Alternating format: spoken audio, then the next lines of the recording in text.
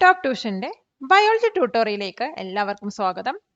ഇന്ന് നമ്മൾ പഠിക്കാൻ പോകുന്നത് ചാപ്റ്റർ 4 ബിഹൈൻഡ് മൂവ്മെന്റ്സിലെ ഇമ്പോർട്ടന്റ് ക്വസ്റ്റ്യൻസുകളാണ്.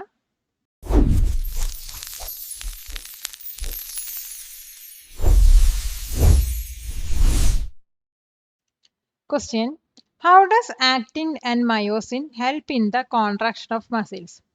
എങ്ങനെയാണ് ആക്റ്റിനും മയോസിനും കോൺട്രാക്ഷൻ ഓഫ് മസിൽസിന് ഹെൽപ്പ് ചെയ്യുന്നത്? ആക്റ്റിൻ മയോസിൻ എന്ന് പറയുന്നത് മസിൽ സെൽസിൽ കാണപ്പെടുന്ന പ്രോട്ടീൻ ഫിലമെന്റ്സ് ആണ്. മസിലിന്റെ കോൺട്രാക്ഷൻ ഉണ്ടാക്കുന്ന മെയിൻ ആയിട്ടുള്ള ബേസിക് യൂണിറ്റ്സും ആക്റ്റിനും മൈസിനും തന്നെയാണ്. അപ്പോൾ ഒരു മസിൽ കോൺട്രാക്ട് ചെയ്യുന്ന സമയത്ത് ഈ ഫിലമെന്റ്സ് സ്ലൈഡ് ചെയ്ത് പോവും. ഈ ഒരു സ്ലൈഡിങ് ആക്ഷന് വന്നിട്ട് മസിൽ സെല്ലിന് ഷോർട്ടൻ ചെയ്യുകയും കോൺട്രാക്ഷന് റിസൾട്ട് ചെയ്യുകയും ചെയ്യുന്നു. അപ്പോൾ ഇതിന്റെ ആൻസർ നമുക്ക് എങ്ങനെ എഴുതാൻ നോക്കാം. Actin and myosin are protein filaments inside muscle cells. They are the basic units that cause muscle contraction. When a muscle needs to contract, these filaments slide past each other. This sliding action shortens the muscle cell, resulting in contraction. Question: how is the action of involuntary muscles controlled? Involuntary muscles in the actions എങ്ങനെയാണ് control ചെയ്യുന്നത്? ഇപ്പോൾ involuntary മസിൽസിൻ്റെ action വന്നിട്ട് നമ്മളുടെ ഇഷ്ടപ്രകാരം ചെയ്യുന്നതല്ല. ഇത് control ചെയ്യുന്നത് autonomic nervous system ആണ്. അതായത് ഹാർട്ട് ബീറ്റ്, ഡൈജഷൻ പോലെയുള്ള നമ്മുടെ ബോഡി ഫങ്ഷൻസ് ഒക്കെ മാനേജ് ചെയ്യുന്നത് ഈ ഒരു സിസ്റ്റം ആണ്. ഇത് ഓട്ടോമാറ്റിക്കാണ് മാനേജ് ചെയ്യുന്നത്. ഈ മസിൽസിന്റെ ആക്ഷന് പിന്നെ ഹോർമോൺസും ഇൻഫ്ലുവൻസ് ചെയ്യുന്നുണ്ട്.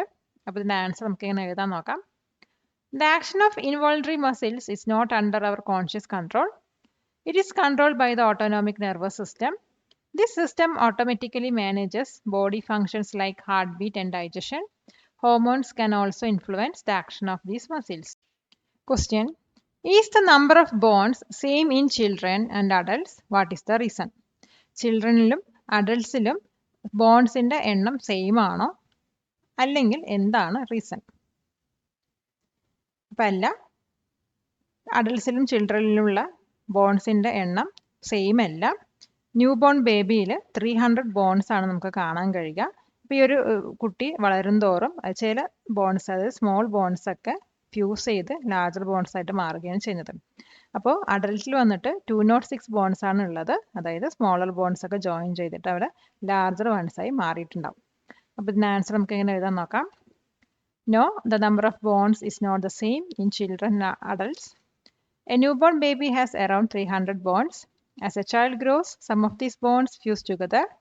An adult has 206 bonds because many smaller bonds have joined to form larger ones.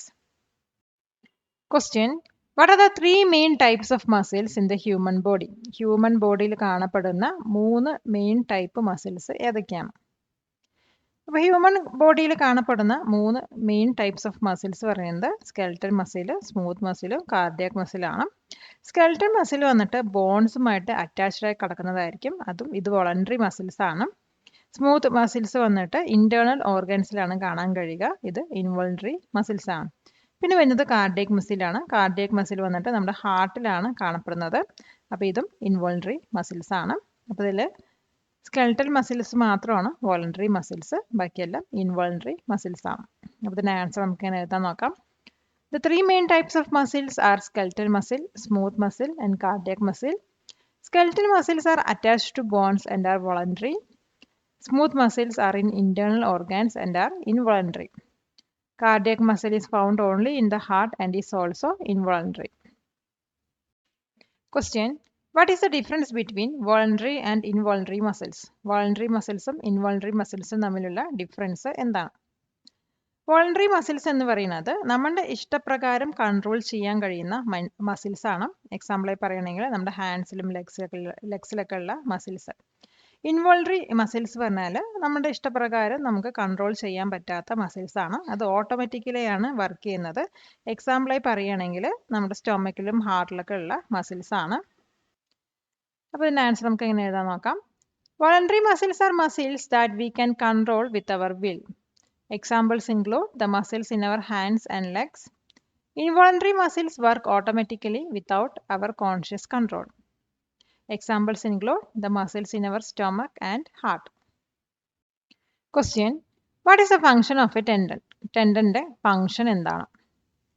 Tendon എന്ന് പറയുന്നത് ടഫായിട്ടുള്ള ഫ്ലെക്സിബിൾ ആയിട്ടുള്ള കണക്റ്റീവ് ടിഷ്യൂ ആണ്. ഇതിൻ്റെ മെയിൻ ഫങ്ഷൻ എന്ന് പറഞ്ഞാൽ മസിൽസിനെ ബോൺസിലോട്ട് കണക്ട് ചെയ്യലാണ്. ഇപ്പോൾ ഒരു മസിൽ കോൺട്രാക്ട് ചെയ്യുന്ന സമയത്ത് ഈ ടെൻഡൻ വന്നിട്ട് ബോണിൽ നിന്നും പുൾ ചെയ്ത് വരും. ഈ ഒരു ആക്ഷൻ വന്നിട്ട് ബോണിനെ മൂവ് ചെയ്യാൻ ഹെൽപ്പ് ചെയ്യുന്നു. അപ്പോൾ ഇതിൻ്റെ ആൻസർ നമുക്ക് എങ്ങനെ എഴുതാൻ നോക്കാം. A tendon is a tough, flexible, connective tissue. Its main function is to connect muscles to the bones. When a muscle contracts, the tendon pulls on the bone. This action causes the bone to move, creating movement at joint. കൊടുക്കുന്നതോറും ഏറിടും വിദ്യ തന്നെ മഹാധനം. ഈ video ഉപകാരപ്പെട്ടുവെങ്കിൽ like ചെയ്യൂ, share ചെയ്യൂ. Question: What are the two main divisions of the human skeletal system? Human skeletal സിസ്റ്റത്തിൻ്റെ രണ്ട് main divisions ഏതൊക്കെയാണ്? ഇപ്പോൾ human skeletal സിസ്റ്റത്തിനെ രണ്ടായിട്ടാണ് ഡിവൈഡ് ചെയ്തിരിക്കുന്നത്. അതായത് ആക്സിൽ സ്കെൽറ്റനും അപ്പെൻഡിക്കുലർ സ്കെൽറ്റനും. ആക്സിൽ സ്കെൽറ്റൽ വന്നിട്ട് ബോഡീൻ്റെ സെൻട്രൽ ആക്സിസിലുള്ള ഭാഗങ്ങളാണ് ഫോം ചെയ്തിരിക്കുന്നത്. അതായത് സ്കള്ള്, വെർട്ടിബിൾ കോളം, റിബ്സ്, സ്റ്റേണൊക്കെയാണ് ആക്സിൽ സ്കെൽറ്റനകത്ത് വരുന്നത്. ഇനി അപ്പെൻഡിക്കുലർ സ്കെൽറ്റനിൽ വരുന്നത് ലിംസും അതുപോലെ തന്നെ ബോഡിയുമായിട്ട് അറ്റാച്ച് ചെയ്ത് കിടക്കുന്ന ഗേർഡിൽസ് ഒക്കെയാണ്. അപ്പോൾ ഇതിൻ്റെ ആൻസർ നമുക്ക് എങ്ങനെ എഴുതാൻ നോക്കാം. The human skeleton is divided into axial skeleton and the appendicular skeleton. The axial skeleton forms the central axis of the body. It includes the skull, vertebral column, ribs, and sternum. The appendicular skeleton consists of the limbs and the girdles that attach them to the body. Question: Name the parts of the axial skeleton. Axial skeletonന്റെ parts ഏതൊക്കെയാണ്? ഇപ്പോൾ axle skeleton എന്ന് പറയുന്നത് ബോഡിയുടെ central ആക്സിസിൽ വരുന്ന bones ഒക്കെയാണ്. അപ്പോൾ ഇതിനകത്ത് ഇൻക്ലൂഡ് ചെയ്തിരിക്കുന്നത് സ്കള്ള് പറഞ്ഞാൽ നമ്മുടെ ബ്രെയിന് പ്രൊട്ടക്റ്റ് ചെയ്യാനാണത്. പിന്നെ വരുന്നത് വെർട്ടിബ്രൽ കോളം ആണ്. ഇത് വന്നിട്ട് സ്പൈനൽ കോഡിനെ പ്രൊട്ടക്റ്റ് ചെയ്യുന്നു. പിന്നെ വരുന്നത് റിബ്സും സ്റ്റേണും ഒക്കെയാണ്. അപ്പോൾ ഈ റിബ്സും സ്റ്റേണും ഒക്കെയാണ് റിബ് കേജ് ആയിട്ട് ഫോം ചെയ്യുന്നത്. ഇത് വന്നിട്ട് നമ്മുടെ ഹാർട്ടും ലങ്സിനെയൊക്കെ പ്രൊട്ടക്റ്റ് ചെയ്യുന്നു. അപ്പോൾ ഇതിൻ്റെ ആൻസർ നമുക്ക് എങ്ങനെ എഴുതാൻ നോക്കാം. The axial skeleton consists of the bones in the central axis of the body. It includes the skull, which protects the brain. It also includes the vertebral column or backbone, which protects the spinal cord. The ribs and the sternum, that is breastbone, form the rib cage, protecting the heart and lungs. Question: What is the role of osteoblast cells in bones? ബോൺസിൽ osteoblast സെൽസിൻ്റെ role എന്താണ്? അപ്പോൾ ഓസ്റ്റോബ്ലാസ്റ്റ് cells എന്ന് പറയുന്നത് ബോൺസിൽ കാണപ്പെടുന്ന special cells ആണ്. അപ്പോൾ ഈ സെൽസ് ആണ് ന്യൂ ബോൺ ടിഷ്യൂസ് ഒക്കെ ഉണ്ടാക്കുന്നത്. അതുപോലെ തന്നെ നമ്മുടെ ബോൺസ് ഒക്കെ സ്ട്രോങ് ആവാൻ വേണ്ടിയിട്ടുള്ള കാൽഷ്യം, ഫോസ്ഫേറ്റ് പോലത്തെ മിനറൽസ് ഒക്കെ ഡെപ്പോസിറ്റ് ചെയ്യുന്നതും ഓസ്റ്റോബ്ലാസ്റ്റ് ആണ്. പിന്നെ വരുന്നത് ഈ ഒരു സെൽസ് വന്നിട്ട് ബോൺസിൻ്റെ അതായത് ഫ്രാക്ചറിന് ശേഷമുള്ള ബോൺ റിപ്പയറിങ്ങും അതുപോലെ തന്നെ അതിൻ്റെ ഗ്രോത്തിനൊക്കെ ഹെൽപ്പ് ചെയ്യുന്നുണ്ട്. അപ്പോൾ ഇതിൻ്റെ ആൻസർ നമുക്ക് എങ്ങനെ എഴുതാൻ നോക്കാം. Osteoblast cells are special cells found in bones. They are responsible for making new bone tissue. They deposit minerals like calcium and phosphate, which make bones strong. These cells also help in the growth and repair of bones after a fracture. Question: What is the difference between a bone and a cartilage? ബോണിൻ്റെയും കാർട്ടിലേജിൻ്റെയും difference എന്താണ്? ഇപ്പോൾ bones എന്ന് പറയുന്നത് ഹാർഡും റിജിഡുമായിട്ടുള്ള tissues ആണ്. നമ്മുടെ ബോഡിയുടെ main structure provide ചെയ്യുന്നത് ബോൺസ് ആണ്. അതേസമയം കാർട്ടിലേജ് എന്ന് പറയുന്നത് സോഫ്റ്റ്വെയറും ഫ്ലെക്സിബിൾ ആയിട്ടുള്ള കണക്റ്റീവ് ടിഷ്യൂ ആണ്. ബോൺസിനകത്ത് നമുക്ക് ബ്ലഡ് വെസൽസ് കാണാൻ കഴിയും. അതേസമയം കാർട്ടിലേജിനകത്ത് നമുക്ക് ബ്ലഡ് വെസൽസ് കാണാൻ കഴിയില്ല. കാർട്ടിലേജ് വന്നിട്ട് നോസിലും ഇയേഴ്സിലും അതുപോലെ തന്നെ ജോയിൻസിലുള്ള ബോൺസിൻ്റെ എൻഡിലേക്കാണ് കാണാൻ കഴിയുന്നത്. അപ്പോൾ ഇതിൻ്റെ ആൻസർ നമുക്ക് എങ്ങനെ എഴുതാൻ നോക്കാം. Bones are hard and rigid tissues that provide the main structure to the body. Cartilage is a softer, more flexible connective tissue. Bones contain blood vessels while most cartilages do not. Cartilage is found in places like the nose, ears, and at the end of the bones in joints. Question: What are the three types of structural frameworks found in organism? ഓർഗാനിസത്തിൽ കാണപ്പെടുന്ന 3 type of structural ഫ്രെയിംവർക്ക്സ് ഏതൊക്കെയാണ്? ഓർഗാനിസത്തിൽ കാണപ്പെടുന്ന 3 types of structural ഫ്രെയിംവർക്ക്സ് പറയുന്നത് ഹൈഡ്രോസ്കെൽട്ടൺ, exoskeleton, endoskeleton ആണ്. ഹൈഡ്രോസ്കെൽട്ടൻ എന്ന് പറയുന്നത് fluid filled കാവിറ്റിയാണ്. ഇത് മെയിനായിട്ട് earth worms പോലെയുള്ള ഓർഗാനിസത്തിലാണ് കാണാൻ കഴിയുന്നത്. പിന്നെ ഇത് എക്സോസ്കെൽട്ടൻ ആണ്. എക്സോസ്കെൽട്ടൻ എന്ന് പറയുന്നത് ഹാർഡായിട്ടുള്ള ഔട്ടർ കവറിങ് ഉള്ളതാണ്. അപ്പോൾ ഇത് ക്രാബ് അതുപോലെ ഇൻസെക്ട്സിലൊക്കെ കാണാൻ കഴിയുന്നതാണ്. പിന്നെ വരുന്നതാണ് എൻഡോസ്കെൽട്ടൻ. എൻഡോസ്കെൽട്ടൻ എന്ന് പറഞ്ഞാൽ ഒരു ഇന്റേണൽ ഫ്രെയിം വർക്ക് ഉള്ള ഇതാണ് എൻഡോസ്കെൽട്ടൻ. അപ്പോൾ ഇതിനകത്ത് ബോൺസും കാർട്ടിലേജസ് ഒക്കെ ഉണ്ടാവും. അപ്പോൾ ഇത് കോമൺ ആയിട്ട് കാണുന്നത് ഹ്യൂമൻസിലാണ്. അപ്പോൾ ഇതിൻ്റെ ആൻസർ നമുക്ക് എങ്ങനെ എഴുതാൻ നോക്കാം. The three types are hydroskeleton, exoskeleton and endoskeleton. Hydroskeleton is a fluid-filled cavity seen in earthworms. Exoskeleton is a hard outer covering seen in crabs and insects. An endoskeleton is an internal framework of bones and cartilages seen in humans. Question: What is the function of ligaments in a joint? ജോയിൻറ്റിലെ ലിഗമെൻസിൻ്റെ function എന്താണ്? Ligaments എന്ന് പറയുന്നത് strong ആയിട്ടുള്ള fibrous connective tissues ആണ്. ഇതിൻ്റെ primary function എന്ന് പറയുന്നത് ജോയിൻറ്റിൽ ഒരു ബോണിനെ മറ്റൊരു ബോണുമായിട്ട് കണക്ട് ചെയ്യുക എന്നാണ്. അതുമാത്രമല്ല ലിഗമെൻറ്റ്സ് വന്നിട്ട് ജോയിൻറ്റിന് സ്റ്റെബിലിറ്റി പ്രൊവൈഡ് ചെയ്യുന്നു. പിന്നെ ഇഞ്ചുറി ഉണ്ടാക്കാവുന്ന എക്സസൈസ് മൂവ്മെൻറ്റ്സ് ഒക്കെ ലിഗമെൻറ്റ്സ് പ്രിവെൻറ്റ് ചെയ്യുന്നു. അപ്പോൾ ഇതിൻ്റെ ആൻസർ നമുക്ക് എങ്ങനെ എഴുതാൻ നോക്കാം. Ligaments are strong fibrous connective tissues. Their primary function is to connect one bone to another bone at a joint. They provide stability to the joint. They also prevent excessive movement that cause injury. Question: What is the role of synovial fluid? Synovial fluid ന്റെ role എന്താണ്? Synovial fluid എന്ന് പറയുന്നത് synovial ജോയിന്റിലുള്ള കാവിറ്റീസിൽ കാണപ്പെടുന്ന തിക്ക് liquid ആണ്. ഇതിൻ്റെ main role എന്ന് പറയുന്നത് ഒരു ലുബ്രിക്കൻ്റ് ആയിട്ട് ആക്ട് ചെയ്യുക എന്നാണ്. ഇത് വന്നിട്ട് ബോൺസ് ഒരു മൂവ്മെൻറ്റ് സമയത്ത് ബോൺസിലുള്ള കാറ്റിലേജസിൻ്റെ ഫ്രിക്ഷൻ റെഡ്യൂസ് ചെയ്യുന്നു. അതോടൊപ്പം തന്നെ കാറ്റിലേജസിന് ന്യൂട്രിയൻസും പ്രൊവൈഡ് ചെയ്യുന്നുണ്ട്. അപ്പോൾ ഇതിൻ്റെ ആൻസർ നമുക്ക് എങ്ങനെ എഴുതാൻ നോക്കാം. Synovial fluid is a thick liquid found in the cavities of synovial joints. Its main role is to act as a lubricant. It reduces friction between the cartilages of the bones during movement. It also helps to cushion the joint and provides nutrients to the cartilage. High school വിദ്യാർത്ഥികൾക്കായി ചെറിയ batch സൈസിലുള്ള tuition ക്ലാസുകളിലൂടെ മികച്ച വിജയം നേടാൻ ഇന്ന് തന്നെ top tuition സെന്ററിൽ join ചെയ്യൂ. Question: Name the 4 main types of joints and give an example for each. 4 main type of joints ഏതൊക്കെയാണ്? ഓരോന്നിനും എക്സാമ്പിൾ എഴുതുക. ഇപ്പോൾ നമ്മുടെ ശരീരത്തിലുള്ള 4 മെയിൻ ടൈപ്സ് ഓഫ് ജോയിൻസ് എന്ന് പറയുന്നത് ball and socket joint, hinge joint, pivot joint, പിന്നെ ഗ്ലൈഡിംഗ് ജോയിൻ്റ് ആണ്. ഇപ്പോൾ ball and socket joint example പറഞ്ഞാൽ നമ്മുടെ ഷോൾഡർ ജോയിൻ്റ് ആണ്. ഹിഞ്ച് ജോയിൻ്റ് എക്സാമ്പിൾ വന്നിട്ട് നമ്മുടെ നീയും എൽബോൻ്റെ ഒക്കെ ജോയിൻ്റ് ആണ്. അതേസമയം പിവോട്ട് ജോയിൻ്റ് എക്സാമ്പിൾ വന്നിട്ട് നമ്മുടെ നെക്കിലുള്ള ജോയിൻ്റ് ആണ്. പിന്നെ ഗ്ലൈഡിംഗ് ജോയിൻ്റ് ആണ്. അതിന് എക്സാമ്പിൾ വന്നിട്ട് നമ്മുടെ റിസ്റ്റിലുള്ള ജോയിൻസ് ആണ്. അപ്പോൾ ഇതിൻ്റെ ആൻസർ നമുക്ക് എങ്ങനെ വിശദീകരിച്ച് എഴുതാൻ നോക്കാം. The 4 main types are ball and socket joint, hinge joint, pivot joint and gliding joint. An example of ball socket joint is the shoulder joint. An example of hinge joint is the knee or elbow joint. An example of pivot joint is the joint in the neck between the first 2 vertebrae. An example of a gliding joint is the joint in the wrists. Question: What is a stimulus in the context of plant movement? Plant movement കോണ്ടെക്സ്റ്റിൽ എന്താണ് stimulus? ഇപ്പോൾ stimulus എന്ന് പറയുന്നത് external അല്ലെങ്കിൽ internal ആയിട്ടുള്ള ഒരു ഫാക്ടറാണ്. ഇത് ഒരു ലിവിങ് ഓർഗാനിസത്തിൽ ഒരു റെസ്പോൺസ് ക്രിയേറ്റ് ചെയ്യുന്നു.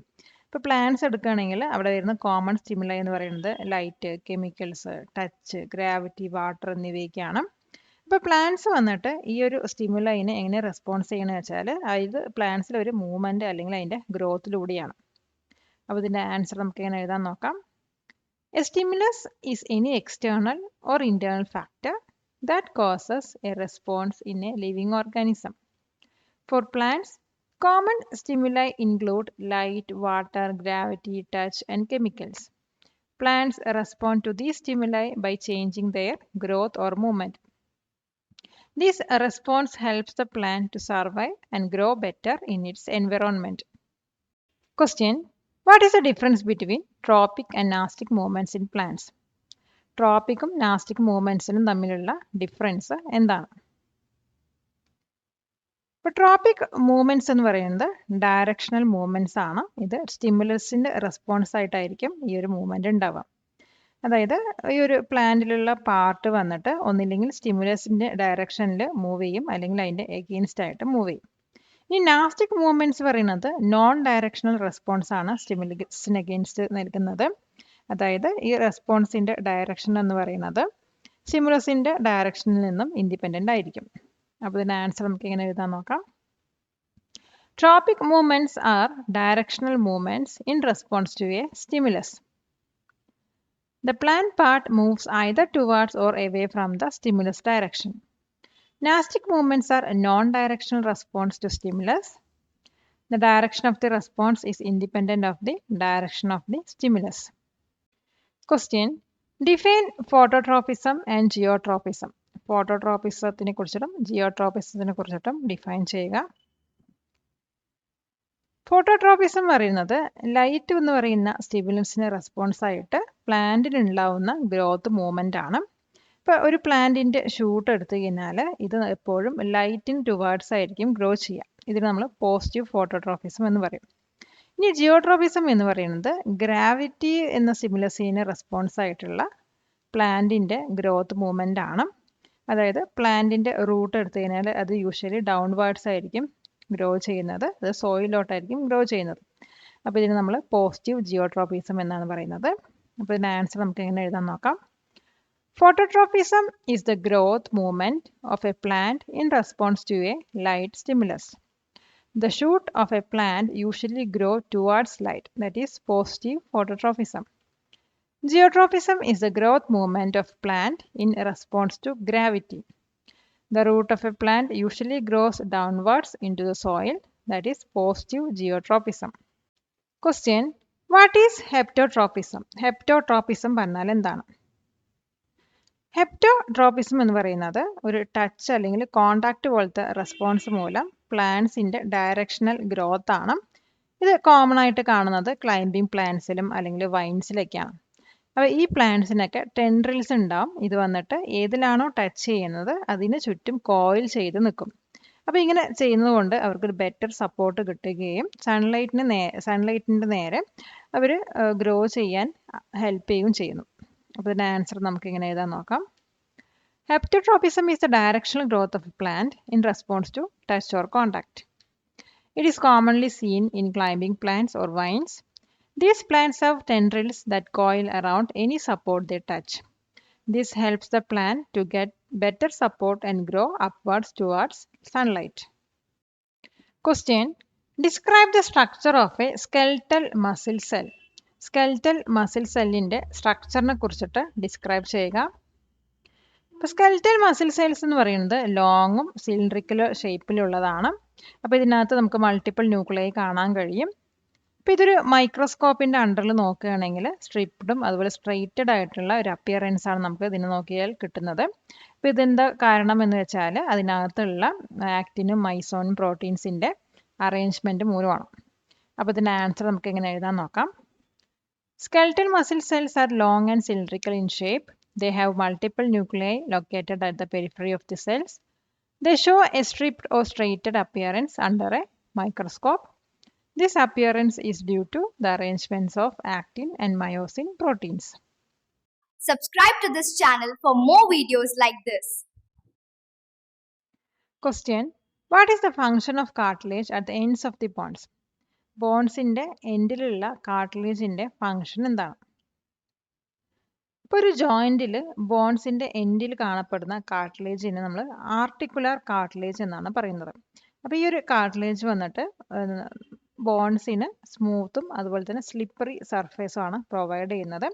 ഈ ഒരു സ്മൂത്ത്നെസ് വന്നിട്ട് മൂവ്മെന്റിന്റെ സമയത്തിലുള്ള ഫ്രിക്ഷൻ റെഡ്യൂസ് ചെയ്യാൻ ഹെൽപ്പ് ചെയ്യും. അതോടൊപ്പം തന്നെ ഈ ഒരു കാർട്ടിലേജ് എന്ന് പറയുന്നത് ഷോക്ക് അബ്സോർബർ കൂടിയാണ്. അപ്പോൾ ഇതിന്റെ ആൻസർ നമുക്ക് എങ്ങനെ എഴുതാൻ നോക്കാം. The cartilage found at the ends of the bones in a joint is called articular cartilage. It provides a smooth, slippery surface for the bones. This smoothness helps to reduce friction during movement. It also acts as a shock absorber, cushioning the joint from impact. Question: What is osteoporosis? Osteoporosis പറഞ്ഞാൽ എന്താണ്? Osteoporosis എന്ന് പറയുന്നത് ഒരു bone disease ആണ്.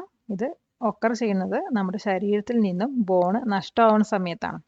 അത് മാത്രമല്ല, നമ്മുടെ വയസ്സായ കാലത്ത് കാൽഷ്യത്തിൻ്റെയും വിറ്റാമിൻ ഡിൻ്റെ ഒക്കെ ഡെഫിഷ്യൻസിയും ഈ ഒരു ഡിസീസിന് കാരണമാകും. ഈ ഒരു ഡിസീസ് വന്നു കഴിഞ്ഞാൽ നമ്മുടെ ബോൺസ് ഒക്കെ വീക്ക് ആവുകയും നമ്മൾ ചെറുതായിട്ട് എവിടെയെങ്കിലും പോയി വീണാൽ തന്നെ നമ്മുടെ ശരീരത്തിൽ ഫ്രാക്ചേഴ്സ് ഉണ്ടാവുകയും ചെയ്യുന്നു. അപ്പോൾ ഇതിൻ്റെ ആൻസർ നമുക്ക് എങ്ങനെ വിശദീകരിച്ച് എഴുതാൻ നോക്കാം. Osteoporosis is a bone disease that occurs when the body loses too much bone. It makes bones weak and brittle. They become more prone to fractures even from a minor fall. It is often caused by a deficiency of calcium and vitamin D, especially in older age.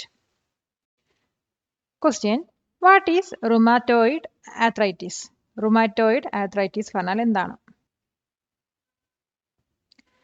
Rheumatoid arthritis എന്ന് പറയുന്നത് auto immune disease ആണ്. ഇത് നമ്മുടെ ജോയിൻസിനെയാണ് effect ചെയ്യുക. അതായത് നമ്മുടെ ശരീരത്തിലുള്ള immune സിസ്റ്റമാണ് നമ്മുടെ ജോയിൻറ്റ് ടിഷ്യൂസിനെ അറ്റാക്ക് ചെയ്യുന്നത്. ഇതുമൂലം സിനോവിയൽ മെംബ്രെയിന് ഇൻഫ്ലമേഷൻ സംഭവിക്കുകയും അതോടൊപ്പം തന്നെ കാർട്ടിലേജിലൊക്കെ ഡിസ്ട്രക്ഷൻ വരികയും ചെയ്യും. ഇത് വന്നിട്ട് പെയിനും സ്വെല്ലിങ്ങും അതുപോലെ തന്നെ ജോയിൻസിലൊക്കെ സ്റ്റിഫ്നെസ്സും ഉണ്ടാക്കുന്നുണ്ട്. അപ്പോൾ ഇതിൻ്റെ ആൻസർ നമുക്ക് എങ്ങനെ എഴുതാൻ നോക്കാം. Rheumatoid arthritis is an autoimmune disease affecting the joints. The body's own immune system mistakenly attacks the joint tissues. It causes inflammation of the synovial membrane and destruction of cartilage. This results in pain, swelling, and stiffness in the joints. Question: What is the importance of exercise for muscles? Muscles in the exercise in the importance എന്താണ്? ഇപ്പോൾ regular exercise വന്നിട്ട് നമ്മുടെ മസിൽസിനെ സ്ട്രോങ്ങറും അതുപോലെ എഫിഷ്യൻറ്റും ആക്കും. അതുമാത്രമല്ല, നമ്മുടെ muscle ഫൈബേഴ്സിൻ്റെ size increase ആക്കുകയും അതോടൊപ്പം തന്നെ നമ്മുടെ മസിൽസിലോട്ടുള്ള ബ്ലഡ് സപ്ലൈ ഒക്കെ ഇമ്പ്രൂവ് ചെയ്യുകയും ചെയ്യുന്നു. അപ്പോൾ നമുക്ക് റെഗുലർ എക്സസൈസ് ഉണ്ടെങ്കിൽ കുറേ നേരത്തിന് ജോലി ചെയ്യാൻ നമുക്ക് യാതൊരു ബുദ്ധിമുട്ടും ഉണ്ടാവില്ല. അവിടെ ടയേർഡ്നെസ് ഒന്നും നമുക്ക് ഉണ്ടാവുകയില്ല. അതുമാത്രമല്ല, നമ്മുടെ ഓവറോൾ ഫിറ്റ്നസ്സിനും നമ്മുടെ ബോഡി ഹെൽത്തി ആയിട്ടുള്ള ബോഡി വെയിറ്റ് മെയിൻറ്റെയിൻ ചെയ്യാനും എക്സസൈസ് ഹെൽപ്പ് ചെയ്യുന്നു. അപ്പോൾ ഇതിൻ്റെ ആൻസർ നമുക്ക് ഇങ്ങനെ എഴുതാൻ നോക്കാം. Regular exercise helps to make muscles stronger and more efficient. It increases the size of muscle fibres and improves blood supply to the muscles. This allows muscles to work for longer periods without getting tired. It also helps in maintaining a healthy body weight and overall fitness. Next നമ്മൾ പഠിക്കാൻ പോകുന്നത് one word questions അല്ലെങ്കിൽ fill in the blanks type ക്വസ്റ്റ്യൻസുകളാണ്. Question: The two proteins in muscle cells responsible for contraction are actin and dash. Answer: myosin. Next question: The type of muscle found only in the walls of the heart is the dash muscle. Answer: cardiac muscle. Next question: Muscles that we can control according to our will are called dash muscles. Answer: voluntary muscles. Next question: The connective tissue that connects muscles to bones is called a dash. Answer: tendon. Next question: The temporary loss of muscles' ability to contract due to lack of oxygen is called dash. Answer: muscle fatigue. Question: The human skeleton is divided into the axial skeleton and the dash skeleton. Answer: appendicular. Next question: The membrane that covers the outer surface of a bone is the dash. Answer: periosteum. Next question: A softer and more flexible connective tissue found in joints and the nose tip is dash. Answer: cartilage. Next question: The hard outer covering of a crab made of calcium carbonate is an example of a dash. Answer: exoskeleton. Next question: The connective tissue that connects one bone to another is called a dash. Answer: ligament. Question: The fluid found in joints that reduces friction is called dash fluid. Answer: synovial. Next question: The joint that allows movement in only one direction, like the knee, is a dash joint. Answer, hinge. Next question. The joint in the shoulder that allows for a wide range of movement is a dash joint. Answer, ball and socket. Next question. A deficiency of calcium and vitamin D can lead to a condition called dash. Answer, osteoporosis. Question. The study of fossils is called dash. Answer, paleontology. Next question.